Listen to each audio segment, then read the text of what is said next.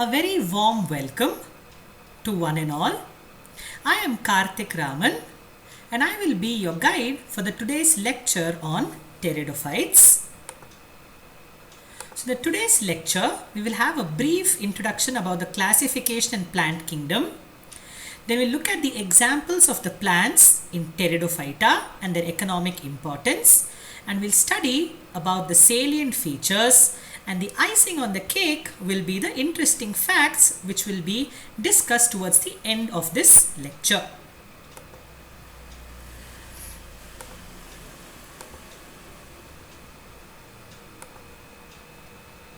So this is a schematic that illustrates the classification in plant kingdom.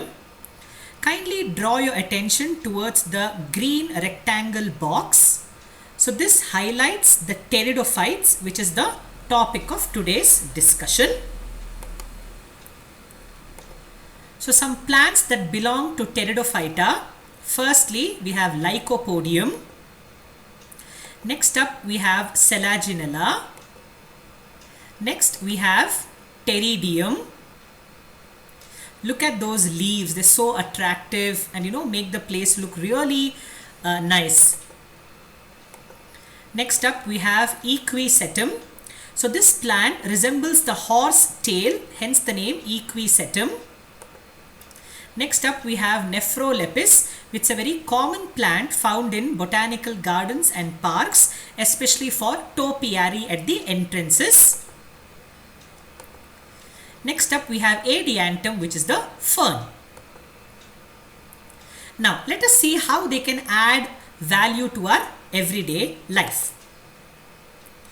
Now imagine how beautiful this hallway and the garden path is. This lush green pteridophyte plants. So most of them have beautiful leaves who are going to add a lot of positivity and bring in a lot of motivation. So yes, that's right. And the first use, they are reared as ornamental plants because they can enhance the aesthetic beauty of the surrounding. Next up, soil.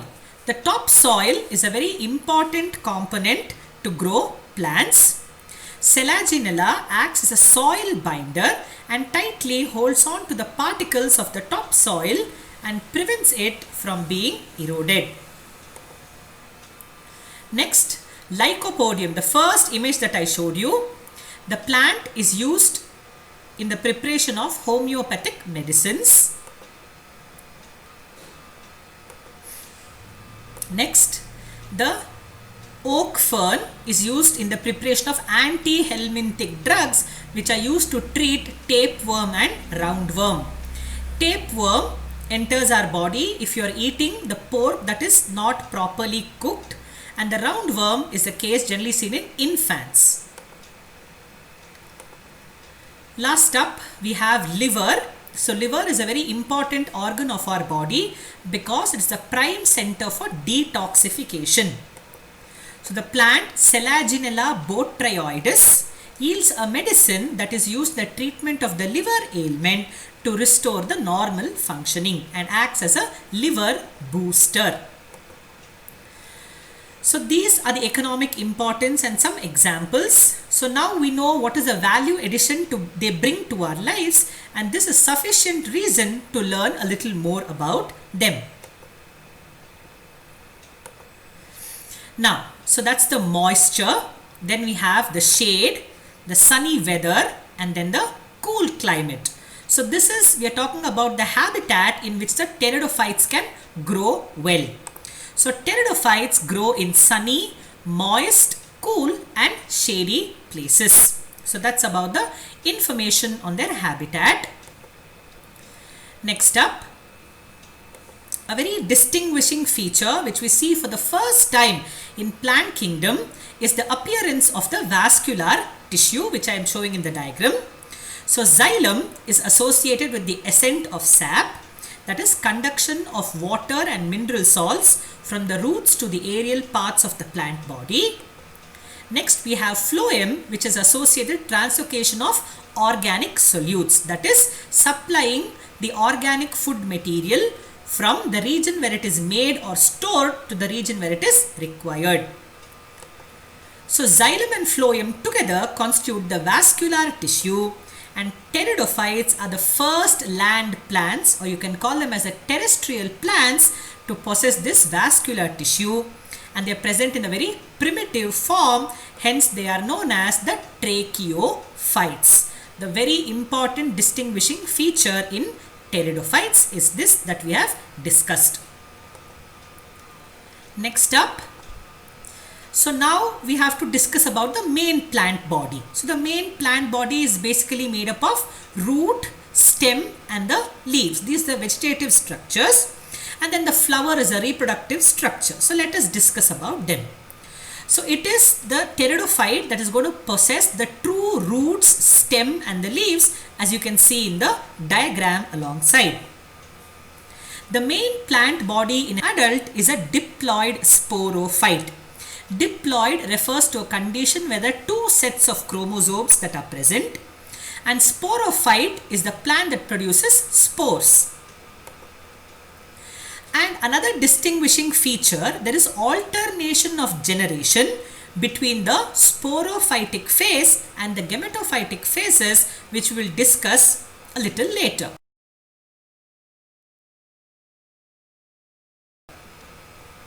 Now, we've seen about the root and the stem, a little more information about the leaves. You see, this is the leaf, and you see the ends, they're very nicely curled up or coiled up like the spring. And you see another young leaf here, it's completely coiled up like the spring. This property or phenomenon is known as circinate vernation, wherein the young leaves are in the coiled state, and as they mature, they're going to open up and straighten up. So now we are done with the vegetative structures. Let us now move on to the reproductive structure.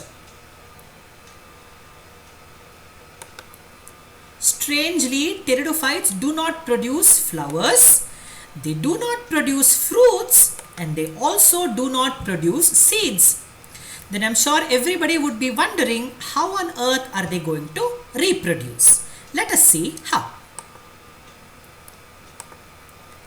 Now don't wonder why I am showing this. This is linked to what concept I am going to teach next. I am sure all of us are familiar with this. This is a typical barcode which is getting scanned at the billing desk, so they know what you are purchased. Now the next image is the Morse code, which was used in the olden days to convey messages so that it was not understood by the enemy. And the next one is the language of the computer, that's the binary digit with zeros and ones. So all this happens in a secret manner. So the reproduction in pteridophytes is also known as a secret marriage, or it is not visible to the naked eye. Hence they are known as cryptogams. Since they also have the vascular tissue and their reproduction is secretive, they are referred to as the vascular cryptogams of the plant kingdom. So this is the next important feature that you should remember. Next up, so I was telling you the adult plant is going to be the diploid sporophyte. So sporophyte means it produces spores, which are the structures that help in asexual reproduction. So the spores are contained in a sac called as the sporangia, and the sporangia are present on the posterior surface of the leaves. So that red dot like structure that you can see, that is called as a sporangia. That's the spore sac. Within the spore sac you have the spore mother cell, which undergoes meiotic type of the cell division and forms the spore, which is a haploid structure. The leaves that contain the sporangia are known as sporophyll. The pteridophytes can produce two types of spores. Majority of the pteridophytes make only one type of the spore. They are called homosporous type, as seen in Lycopodium. Some pteridophytes can make two different kinds of spores, and you can differentiate them based on the size of these spores. The larger spore is called as a megaspore, and the smaller one is called as the microspore, and this is seen in Selaginella. So now we spoke of the sporophyte phase. Let us now speak of the gametophyte phase. So you observe this large green structure. It is in the shape of the heart. So that is how it looks in reality. The diagram beneath that is the actual diagram that we have drawn for the purpose of understanding. So the spore that is formed is going to germinate to the prothallus, which is going to be the gametophytic phase in the development. It is the haploid phase, meaning it is going to contain only single set of chromosomes. Now the prothallus in pteridophytes, as you can see, it is going to be heart shaped. Now since they are green in color, we can say that they contain chlorophyll. Now since they contain chlorophyll, they are going to perform photosynthesis and they are going to make their own food. So we call them as autotrophic organisms. It is short-lived and independent. That is, it does not depend on the sporophytic phase. Now if you see the diagram below, you can see what is called as the archegonia and the antheridium. So this prothallus, the gametophytic phase, is going to bear the sex organs. The male sex organ is called the antheridium, which produces the antherozoid or the sperm cell, which is motile. And the female sex organ is called as the archegonia, that produces the egg cell. So this is the gametophytic phase. Then I told you a distinguishing feature such that there is alternation of generation between the gametophytic and the sporophytic phases. Let us understand it now. So you see the section in blue is the gametophytic phase, which is haploid, and the section in white is the diploid sporophytic phase. So let's begin with the mature sporophyte. Then you are going to have the sporangia on the posterior surface of the leaf. Then the spore mother cell undergoes the meiosis to form the spore. The spore germinates to form the gametophyte, the heart-shaped prothallus. Then within the gametophyte, you have the antheridium that form the sperm cell and the archegonium, in which there is the egg cell. Then there is syngamy or generative fertilization. That's the fusion of the male gamete with the female gamete to form a single cell diploid structure known as a zygote. The zygote then undergoes repeated mitotic division to form the embryo, and the embryo matures into a diploid sporophyte, that is the adult pteridophyte plant. So this is what we call as the alternation of generation.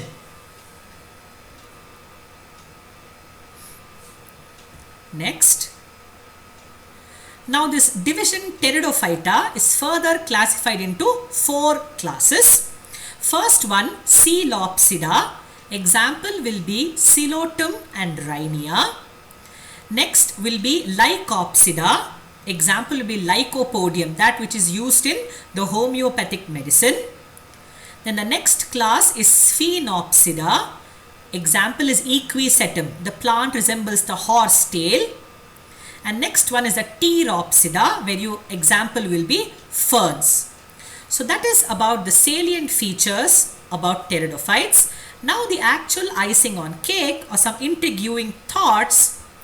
Fact 1. They are the first plants to grow after a forest fire. The reason is the spore case is resistant to fire. So after the forest fire, once they find the nutrient medium, they are the first plants to emerge after the forest fire. Second fact, they prevent being predated by herbivores. So we know herbivores are those animals which eat plant, the grass, leaves, etc. and obtain nutrition. Have you ever seen any animal eating the pteridophyte plant? They will not, because they secrete a substance that is very bitter to taste. So when you bite it, you get a bitter taste and you stop eating that. So that is an internal adaptation of the plant body to prevent itself from being predated.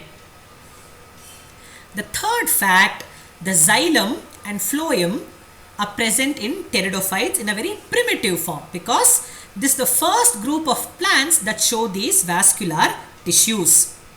Xylem basically has four components, that is xylem tracheids, xylem vessels or trachea, then xylem parenchyma and xylem fibers. And the phloem, we are going to have the sieve elements, then the companion cell, phloem parenchyma and the phloem fibers. Since it's a primitive, the vascular tissue, the primitive form, the trachea and companion cells are absent and they're slowly being seen in the angiosperms. So this is about the lecture on pteridophytes. Thank you very much for your attention and hope this has helped me to augment your knowledge about pteridophytes. Thank you once again.